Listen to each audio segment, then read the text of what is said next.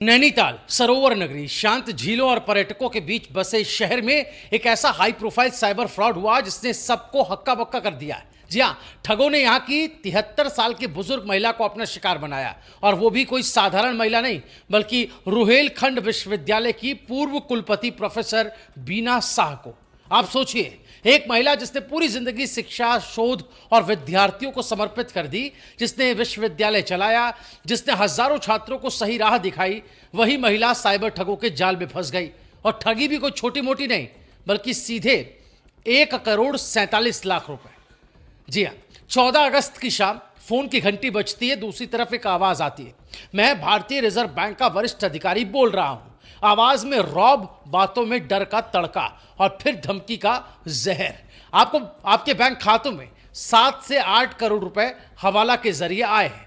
मामला गंभीर है, अब आपको महाराष्ट्र पुलिस से बात करनी होगी। इसके बाद महिला को वीडियो कॉल पर एक शख्स दिखाई जाता है। सिर पर पुलिस की टोपी होती है, गले में पहचान पत्र होता है, होठों से निकलते शब्द, आपको डिजिटल अरेस्ट किया जा रहा है। जब तक जांच पूरी नहीं होती आप घर से बाहर नहीं निकल सकती और ना ही किसी से इस बारे में बात कर सकती है। सोचिए, अकेली रह रही 73 साल की महिला, सामने पुलिस की वर्दी और नाम आरबीआई का, डर तो लगना लाजमी था। ठगों ने कहा, आपके सभी बैंक खातों को रिफाइनरी करना होगा, पैसे हमें भेजिए, जांच पूरी होते ही आपके पैसे आपको वापस मिल जाएंगे। और फिर शुरू हुआ पैसों का ट्रांसफर। 10 दिनों तक लगातार प्रोफेसर बीना साहा अपने खातों से रकम निकाल कर ठगों के बताए अकाउंट्स में डालती रही। 3 अलग अलग बैंक अकाउंट से 5 अलग अलग खातों में कुल मिलाकर 1,47,00,000 रुपए ट्रांसफर कर दिए।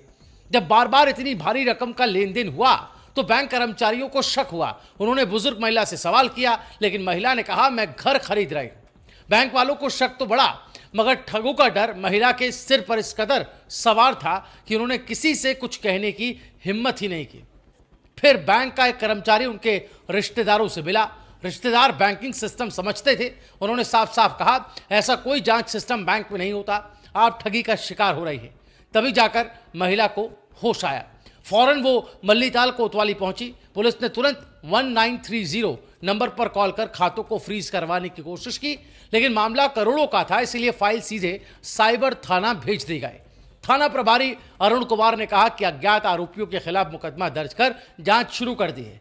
महिला ने जब शिकायत दर्ज कराई तब भी ठगों ने चैन नहीं लिया। सोमवार को ही उन्होंने महिला से 20 लाख रुपए और मांगे, लेकिन इस बार प्रोफेसर बीना साहा ने बहाना बना दिया। बारिश की वजह से बैंक नहीं जा सकती और शायद इसी बहाने ने उनकी बाकी रकम को भी बचा लिया। नैनीताल में अब तक का ये सबसे बड़ा साइबर फ्रॉड माना जा रहा है। 1,47,00,000 की रकम, वो भी इतनी पढ़ी लिखी उच्च पद पर रह चुकी महिला से।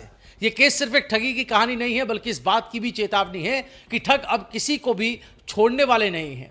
चाहे आप कितने भी पढ़े लिखे क्यों ना हो, कितने भी एक्सपीरियंस हो, अगर डर और भरोसे का शिकार हो गए तो आपकी मेहनत की गाड़ी कमाई मिनटों में कोई उड़ा के ले जा सकता है। दोस्तों, ये केस हमें 3 बड़ी बातें सिखाता है। नंबर 1, कभी भी अज्ञात कॉल पर भरोसा ना करें। आरबीआई, पुलिस या कोई भी सरकारी एजेंसी कभी भी आपको इस तरह से कॉल नहीं करती। नंबर 2, अपने पैसे खुद सुरक्षित रखें, किसी भी हालत में अनजान खातों में ट्रांसफर ना करें। और नंबर 3, संदेह हो तो 1930 नंबर पर तुरंत कॉल करें। यही साइबर हेल्पलाइन है। नैनीताल का ये मामला दोस्तों सिर्फ प्रोफेसर बीना साहा की कहानी नहीं है बल्कि हम सबके लिए आईना है। क्योंकि अगर एक पूर्व कुलपति तक इस मामले में, इस जाल में फंस सकती है तो सोचिए आम लोगों की हालत क्या होगी। याद रखिए, ठगों का असली हथियार आपका डर और आपका भरोसा है। अगर ये हथियार आपने उनके हाथ से छीन लिए तो आप कभी शिकार नहीं बनेंगे।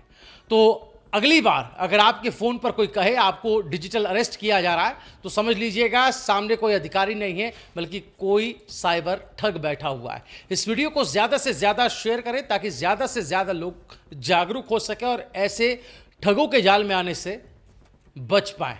वीडियो को शेयर करें, अपनी राय कमेंट कर जरूर बताएं। हमारे चैनल राइस शुमारी को अभी सब्सक्राइब करें।